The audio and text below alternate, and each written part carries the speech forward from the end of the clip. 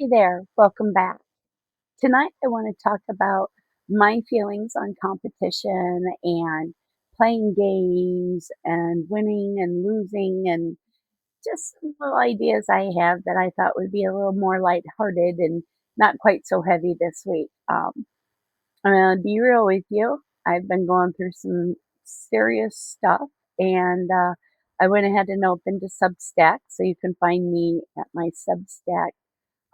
There's a link in my description of my channel, and it's just going to give you a little bit more insights. Like today, I uploaded the exact script for my first episode for this, so I figured that way it's going to keep me a little bit. I could say everything I want to say, and then just like briefly touch the highlights here. So, to get started tonight, I want to talk about my history with competition.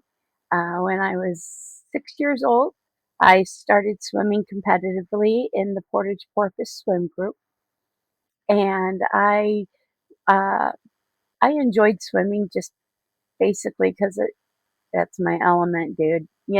I've lived by Lake Michigan my entire life, within a few miles of it, actually. So, I just loved the water. And so swimming was really a great exercise. And my mom had me join because it was socialization and all the things why you join teams as a child. You learn to work together and you get to go places and compete and have all the fun. Um, my most fond memories of swimming competitively was the first time we went to a hotel room overnight. And this was back in the 70s, early 80s. So there were still vibrating beds. Um, and our parents were all down around the pool, and we were just cooling off and watching some movies. And one of us noticed that there was this little vending machine. So we grabbed a quarter and stuck it in, and about 20 bucks in quarters later, our parents cut us off. But um, that was just part of the camaraderie. My mom actually has pictures of all of us spread across the hotel room beds with the vibrator things going. So, but I mean, simpler times back then. The thing I liked about swimming, when I was swimming by myself and competing by myself, I just always tried to do my best. I really never tried to, it was not like I didn't have mortal enemies or,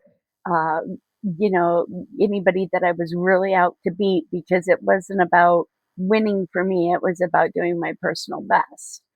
And it just so happened that I was lucky enough that sometimes my personal best was first, second, or third place. So there was, I really didn't have any issues with it. It just was something I did for me, and I enjoyed talking to myself while I swam. And plus, I was the only 8 and under that could do a full butterfly stroke, so I was really a good person on the relay team. Um, but when I swam on teams, that was a different story. When everybody had a job to do, like I was butterfly, we had a backstroker, we had a breaststroker, and a freestyle, and everybody did their part in the relay, and we were super fast because we just all used what we were good at. So we didn't require our free stroker to swim breaststroke, and nobody else could do butterfly in our age group. So, I mean, I didn't mind doing that. That was fun. I saw it as a challenge. Um, so that was a lot of fun. And I grew up about 8 years old, sometime when I was young. I don't know if it was during the bicentennial, but I would watch the Olympics, and I loved all the Olympics, but the Summer Olympics were just wonderful because I got to watch Mark Spitz, and I get to see all the greats swim and compete, and Caitlyn Jenner, when she competed as Bruce. So, I mean, it was really just fond memories, just friendships and traveling and seeing new things and, swimming. Who could hate swimming all the time during the summer? And of course, we practiced during the winter, but I really liked that feeling of doing my job and watching everybody else do their best. We all did our best, and our best ended up being good enough a lot of times for first or second. So that was, I mean, that was fun, but it was fun because we all did it as a team and we all, you know, honed in on our specialty. We used our strengths and we built together as a team, and that's how you win. And that was the most fun because winning's fun. Um, I do remember one time in high school, we got tired of all the boys and all the football players or the wrestlers saying how, you know, swimming was easy and it wasn't hard work. And so we had our own little competitions, and it was fun. A lot of great memories and a lot of great friends. Um, as I got older, I loved playing board games with my family, and of course, you know, then Pong was invented, and so I became quite the expert at Pong to just kind of line them up in different places on the screen and watch that little dot for hours. It's okay. It was fun to play, you know, because you could play it like air hockey too, and I'd play my friends or my sister or whatever, but it just it was really cool. And then my parents got a Commodore 64, and my mom programmed it so we'd have all these little games, and then we played the games as a family on the computer. We didn't have a big TV. Uh, Actually, I think that was the TV we bought. We had decided not to have TV, and we went 10 years without a big television in the family room or living room or anything like that. So it was just this little 24-inch box portable TV with the Commodore 64 hooked up to it, and we'd we'd do some serious fighting. I think the name of the game was Defender. All I remember is a rocket ship that was kind of like a triangle that went across the screen, and you had to shoot the trees and the aliens and all that stuff. It was very old school, but it was, you know, it was the beginning. I had no clue, but it was the beginning. And then life happened, and I got married a couple times. And on my third husband, I married a geek. And that was right. I met him right in 1998. I had just gone back to college and had taken my first computer class, and I was just already just I loved it. It was my element. I loved it. And so as time went on, he built everybody in the family computers. That's all four kids, and my computer, and then of course his rig. And I would develop and not develop, but I would create maps for the different games we played. Absolutely loved StarCraft and Warcraft, but we were part of a squad that excuse me, I would host rooms, game rooms for Delta Force and Delta Force Land Warrior, and I don't think we only did like Half Life, uh, LAN. We did do Unreal Tournament online.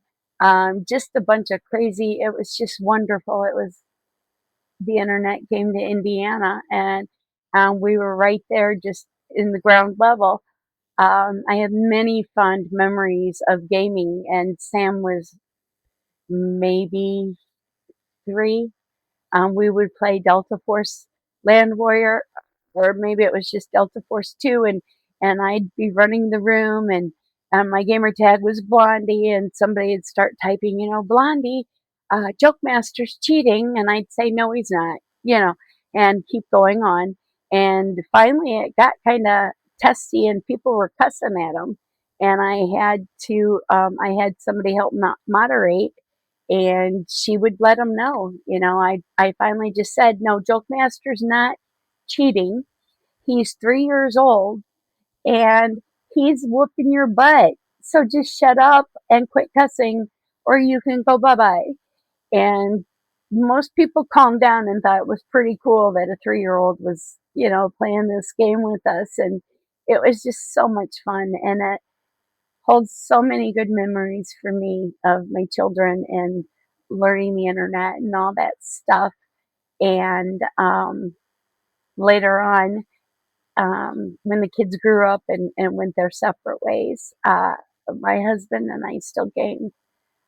Jack and I loved playing the strategy games, StarCraft and Warcraft. Well, I mean, we played all of them, but from Warcraft all the way through Warcraft 3. Uh, and there was only one time I beat him, but truth be told, it's the only time I ever tried. Um, so we had this battle, and he was playing the Scourge, and of course, I was the Dark Elves, fairies, and and ancient trees and altars and just all the stuff my earth base. Oh, I bet I covered that up. I'm sorry, but just it was just cool. It felt natural, and being a whimsical artist, I just fell in love with characters. So the particular night I'm thinking about is the night I beat him, and he ran the same play over and over again. And what I didn't say is in our time outside playing each other, um, he would brag to people about how, he was this military mastermind and great strategy player. And I will give him that. He is good. But pride goes before the fall, maybe. So we started gaming this night, and it was a 6 hour long game. So we were playing well into the wee hours. And from the beginning, my strategy was to build up my resources and start building my Ent units, which are the ancient trees. And they're better guardians than they are warriors, but I decided to try something different. And I set my waypoint for my Ents up over in the middle of his camp. And I was down, he was in the upper left hand corner, and I was down in the bottom right hand corner. And so I would complete an Ent, and the waypoint was stuck in his base. And it took the Ents about, once I started everything going, it took him about, I would say, a good 20 minutes for the first one to get up to his base. That's how slow they were. So, of course, he'd send out little zaps of the scourge now and then, but nothing major that I had to worry about. So I just kept producing my Ents. And once I had a steady stream, and once they were in his base camp, I could see what was going on. And at the time in our house, my office was above his. His was in the basement. He's a basement dweller. And his was in the basement, and mine was right above him. And I knew the exact moment my Ents got there and started wreaking havoc, is because all of a sudden from the basement I heard all this cussing and screaming and what the, so it was just, I just giggled. And then I sent my, my I don't know what you call them, elite forces, uh, up, and they finished off his camp, and he lost. And so I was sitting up in my office with a big old grin on my face, just feeling so proud, just like I didn't even do it because I just wanted to see if I could. And then I did. And I sat there and I waited like 10 minutes for him to come upstairs and just really, what a good job, babe. Way to go. You had me there. And it never came. So I walked down into the basement, and it was dark. And he had just a little desk lamp on, and he was sitting there glaring at his computer screen. And I stood there a few minutes, and he didn't look up. And so finally I cleared my throat like I just did, and I looked at him and I said, "Don't you have something to say? If you're going to fish for a compliment, I guess that's the best way to do it, right?" And he just looked at me and said, "No, I got to study this so you can't beat me." And that said a lot about his character to me, you know. Um, it was just a red flag because, of course, I still stayed another 11, 12 years. But anyway, so fast forward to it's about 2014, 2019. At this time, we've moved and we have a place right next door to his mother's house. And it's just wonderful. It's a tiny little cottage. It was an old beach house thing, and it had trees, and I had a lot of land for my JoJo and my Brutus, and of course Orion. And it was just peaceful and wonderful. And we had started playing Pathfinder. Um, Ed has been playing Dungeons and Dragons all his whole life, and he had a bunch of friends, and one did was the DM, but we played instead of playing Dungeons and Dragons, we played Warcraft, and I was always an elven character, and I tried my hand at being a warrior and just all these different things, and it just never really felt right because I mean I didn't have real world experience with doing any kind of fighting except against my sister when we were little, and I just that didn't count. So then I talked to the DM, who was Spock, and he helped me create a character out of my elf. She was a scion, and her name was Alize, and she was 6 feet 4 inches tall with long white silver hair and piercing blue eyes.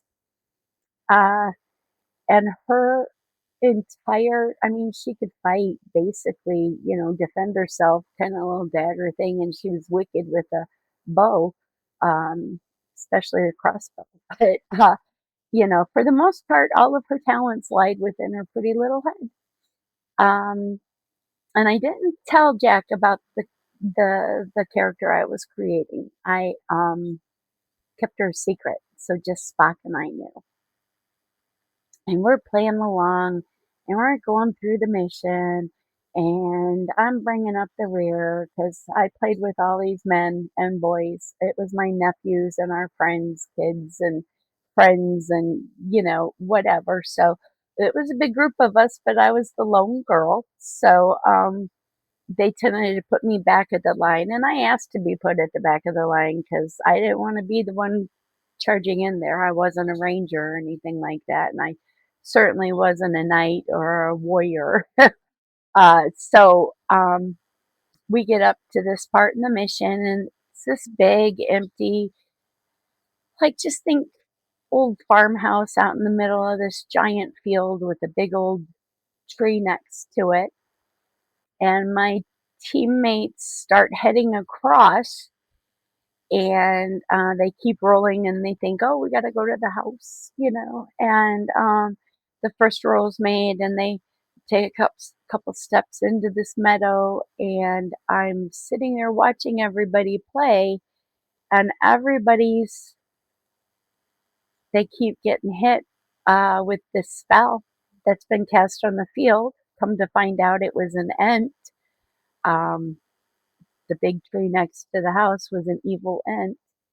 And so then people started, they started aiming, but they kept missing the ent and kept landing on the house. So by the time it was my turn, my teammates are fast asleep in this field. Just think Dorothy and Wizard of Oz in the poppy field, except there were no poppies, just this big empty field. And I walked up to the perimeter and I took my roll, and I do believe it was a natural 20. And the first spell I cast on the ent was commit suicide. Kill them. I guess I don't know how I can say that for YouTube, so we won't say that anymore. But basically, that's what the spell did. So the ent threw himself on top of the burning house. End of ent. And then I make my rolls and rescue everybody out of this poppy field and heal them all up. And the table just erupted. It was so much fun, and Jack literally seemed so impressed. And the whole time, everybody was like, I can't believe you can do that. And what a cool character. And oh my God, we got to protect her now, and it was a lot of fun, and it helped me define myself as me. It was relatable. I could play somebody who was smart, and I mean, it's not a stretch of imagination, you know. So, as far as the magic and everything, I'd already dabbled in it, so it was a lot of fun, and those are some of the best memories I had before it wasn't so much fun anymore. But see, the thing is, I don't mind losing.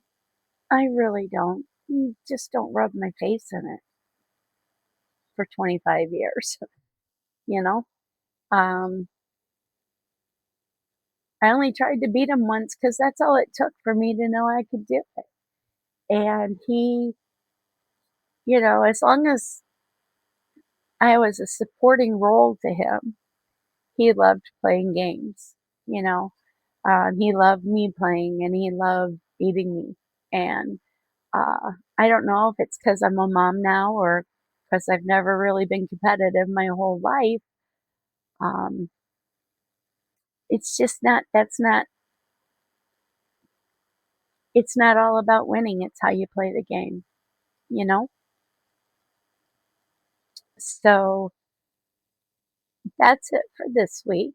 And I hope it was fun. I hope you enjoyed the story as much as I enjoyed sharing it with you. Because I'll tell you what, oh, I forgot to tell you, I wasn't even allowed to play games like this. Uh, I grew up in an evangelical Christian home, and Jesus didn't even like rock music, so you can imagine what he thought about Dungeons and Dragons. So, um, but anyway, it was a lot of fun, and I just learned. I did get to know myself a little bit more, and thinking about it for the past year, you could tell a lot by how somebody plays a game. There were times that Jack and his friends actually had cheats for the video games, and I just looked at him and said, "No, if I have to cheat to win, what's the point of playing?" You know. So there were a lot more happy times than there were sad, and like I said, it just reinforced to me that I enjoy playing, but I have more fun when everybody's having fun, and people have to lose, and I don't mind being the one to lose. Why can't somebody else feel that goodness of winning, or as a team, all of us winning together and everybody leveling up and defeating the monster, you know. So I just want you to take that with you this week. Just think of something that you used to do that gave you so much joy. And you really didn't matter who won or lost, who won or lost. But yeah, and you have a great rest of your weekend. Um, and I'll see you soon.